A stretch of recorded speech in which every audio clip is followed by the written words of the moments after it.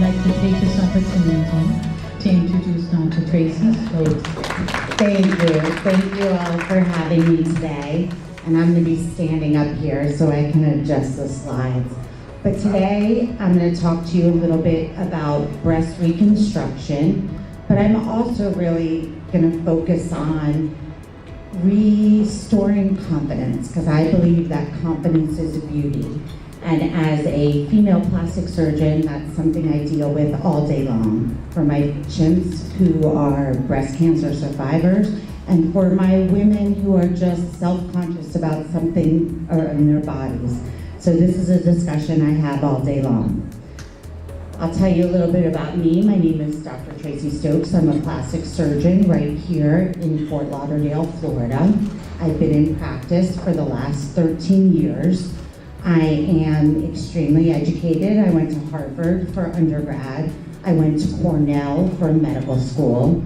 I went in the Upper East Side, right across from Sloan Kettering. I went to Duke for general surgery and plastic surgery, and then I did 2 fellowships, one in hand and microsurgery and one in cosmetic and oculoplastic surgery.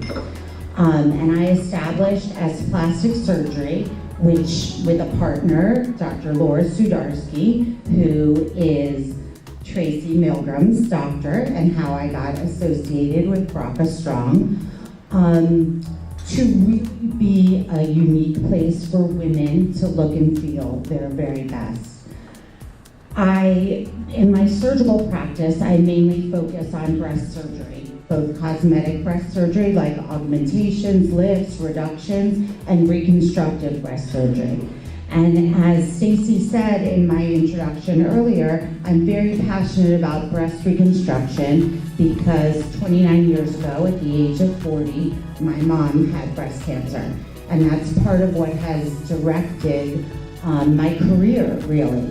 And at that time, my dad used to say, I was 15 and my brother was 12, I hope she lives until they graduate high school, because I don't think I can do it alone.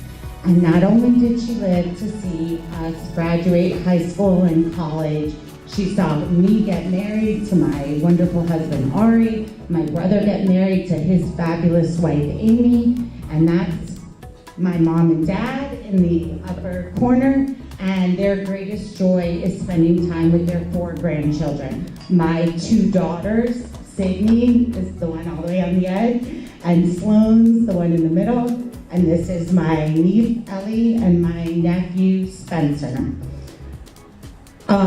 So breast reconstruction, a lot has changed in the almost 30 years since my mom had breast reconstruction. And part of that is, not that I really am into politics or politicians, especially at this point in time, but a lot of that is due to some laws. In 1998, the Women's Health and Cancer Rights Act mandated insurance coverage for breast reconstruction following mastectomy. At that point in time, only about 1/3 of women in the US were even being offered breast reconstruction.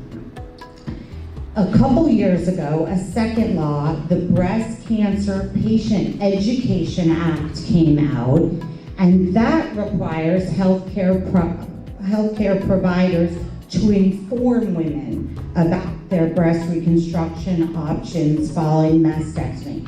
And that has brought the number of women who get reconstruction up to about 50%. So we still have a long way to go.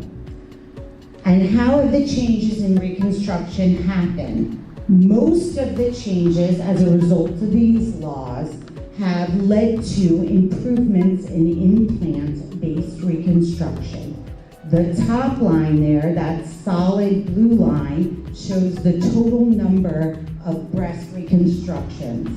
The green line shows autologous breast reconstructions, which means using tissue from your own body, either your belly or your back, to do the breast reconstruction. And over the last few decades, that's mostly stayed stable. What has increased is this red line, which are implant-based reconstructions. So So more and more women are getting breast reconstruction with implants, and the implants themselves are getting better and better. So the American Society of Plastic Surgery publishes statistics every year, and one of the statistics is on breast reconstruction, and that's Dr. Sudarsky, my partner, and I doing a breast reconstruction. It's every day in our lives. But what the statistics show is there's about 106,000 breast reconstructions done a year in the United States. And of those, 3/4 of them, or 77,000, are two-stage tissue expander and implant-based reconstructions. So that is still what the majority of American women are getting as their breast reconstruction technique. The other numbers show other techniques of breast reconstruction. Direct to implant, 8,700, DIEP, which is a free flap using tissue from the lower abdomen, 8,400, latissimus dorsi using tissue from the back, about 5,900, and TRAM, which does take the muscle from the belly, an older technique, about 5,200, and there's a couple other random flaps that people get, which are in the order of 700 in the US a year. So I think people get confused. People, when they're faced with this decision, should I use my own tissue? Should I use a foreign body? They don't really understand the numbers. They say, oh yeah, I'd like my butt to be smaller, I'll take my butt. There are very few of those done a year nationally. And if you're gonna have a procedure like that, you need to go to someone who does that procedure on a regular basis. Most people get tissue expansion with 2 stages, so I'm gonna focus on that for the next couple minutes. There's immediate reconstruction, which happens at the same time as the mastectomy, or delayed reconstruction, which happens any time after the mastectomy.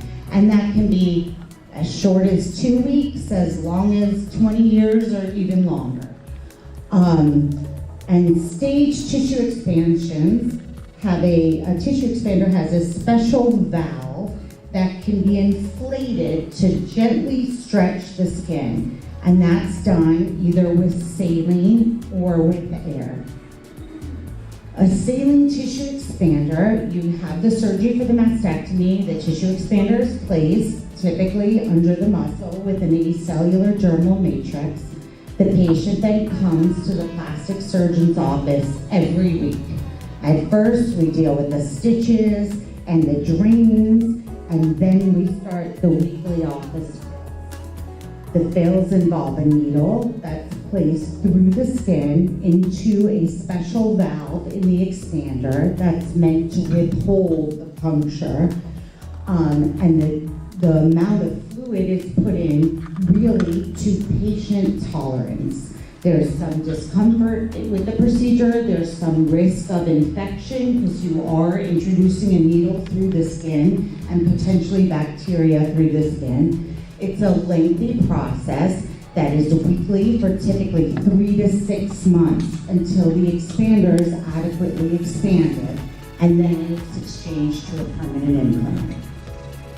I was lucky enough to participate in the FDA clinical trials for a device called an Aeroform tissue expander, which is a new development in this arena that gives women more control, convenience, and comfort in their breast reconstruction. This is a needle-free system that is controlled by the patient at their convenience when they want to. So they dose according to their own comfort. There are no weekly office visits for the expansion, and it is a faster time to expansion. And this is the first and only needle-free breast reconstruction device that is FDA cleared. And it was FDA cleared about 1.5 years ago in December of 2016. To me, this is the most revolutionary development in tissue expander-based reconstruction in the last 40 years. The expanders themselves have slightly changed, different companies have made slightly different shapes and sizes, but the mechanism of fill has not really changed in the past 40 years until this. And this is a schematic of the expander and the remote control that pairs with the antenna. And when it is paired with the antenna, it stimulates the CO2 canister to release 10 cc's of air, compressed air at a time. So the dose of 10 cc's is a little tiny syringe about the size of my finger. You cannot even feel the dose being administered. There is a 3-hour lockout between repeated doses, and the maximum number of doses that a woman can give herself in 24 hours is 3. The controller limits the dosing once it's filled. People can't go crazy, or their husbands can't go crazy and make them be a bazillion million cup sizes bigger. It is all relatively well controlled. I'm now going to show you, if it works, a short video. Oh.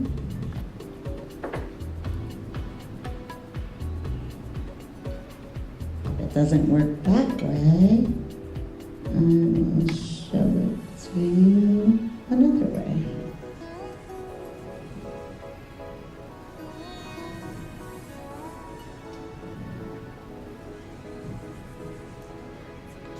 Yeah, you can see, you're gonna see all my pictures. I'll show you the video this way. Let's see.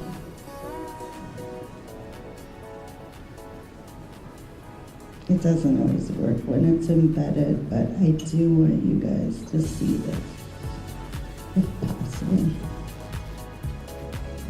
If not, I'll tell you what it is.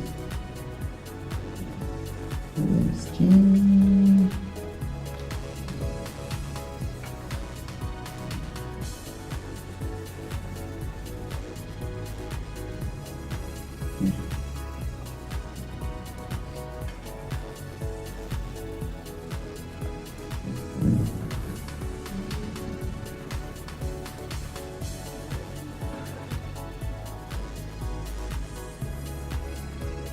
Okay, what I'm saying is, you'll see, I want you to be able to see me dosing myself with the air expander, because I myself have air expanders in at this moment in time. I had them placed last year after I underwent prophylactic surgery for being BRCA positive.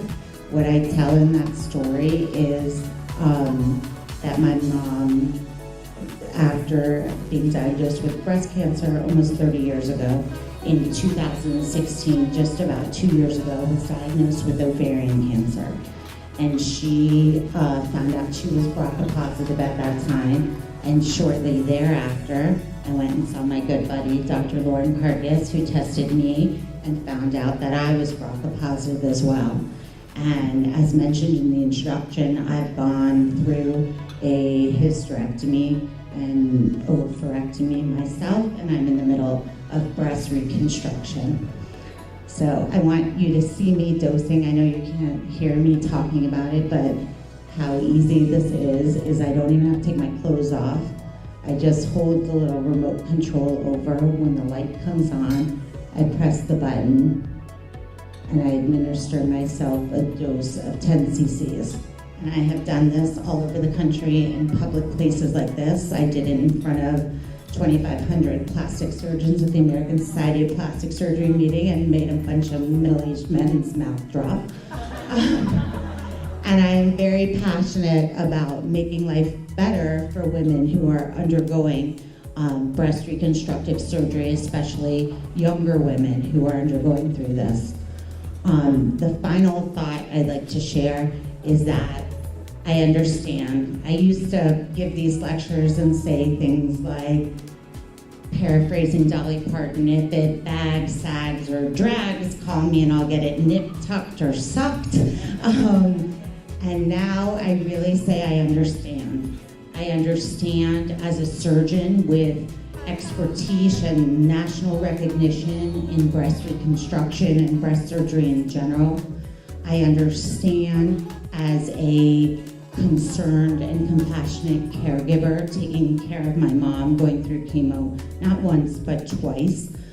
And I understand as a patient, not everything is where it once was. I am a mother of 2 little girls. I had issues with fertility, getting pregnant with those 2 little girls. I had 2 miscarriages along the way. I understand, that 10 pounds that hasn't gone away since I had my hysterectomy last year. I understand that pooch over your C-section. I understand having the tissue expanders and it's hard to roll over. I understand the hot flashes and the patches and the lotions and the bras. I also understand that now you can wear something like this when you have tissue expanders in because they stay up on their own.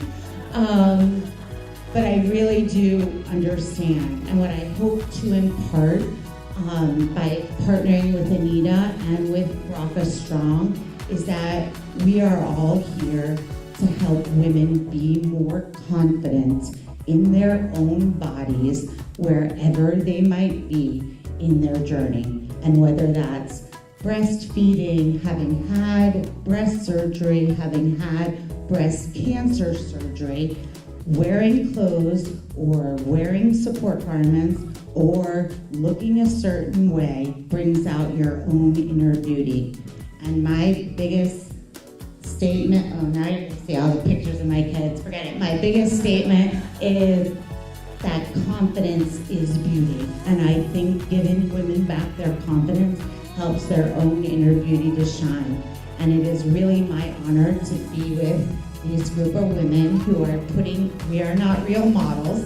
We don't know how to walk the runway, but we are putting ourselves out there, and I'm sure that every one of them's own inner beauty is going to shine, and I'm glad to be part of this group to share that with you today. Thank you.